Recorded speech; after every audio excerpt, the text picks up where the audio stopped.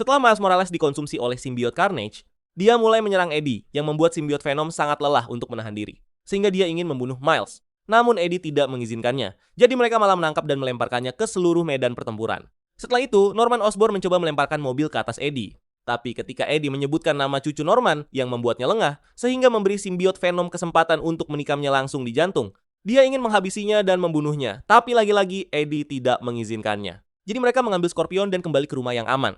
Saat mereka tiba, Eddie bertemu dengan sekelompok superhero yang pernah bersatu dengan simbiot di masa lalu.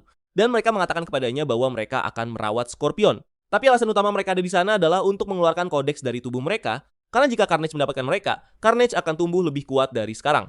Namun tanpa alasan yang jelas, The Maker sedang pergi. Jadi Bruce Banner yang akan memastikan bahwa mesin untuk mengekstraknya berfungsi dengan benar. Setelah berbicara dengan putranya Dylan, Eddie diberitahu oleh Peter bahwa sudah waktunya untuk mengeluarkan kodeksnya. Jadi akhirnya dia pergi ke ruang ekstraksi dengan Bruce dan Captain America, dan setelah masuk, Peter bertanya kepada Eddie apakah dia baik-baik saja. Karena dia memperhatikan bahwa Eddie bertindak sedikit aneh, tapi Eddie mengatakan bahwa dia baik-baik saja. Peter kemudian bertanya kepadanya apakah dia akan mengatakan kepada Dylan bahwa dia adalah ayahnya. Eddie malah memberi senyum yang menyeramkan.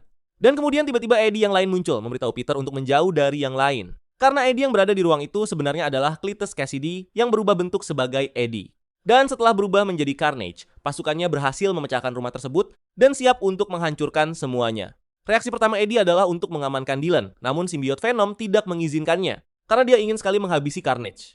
Tapi karena Eddie menolak untuk bekerja sama, simbiot Venom benar-benar melepaskan diri dari Eddie, dan kemudian mulai menyatukan dirinya dengan Bruce Banner.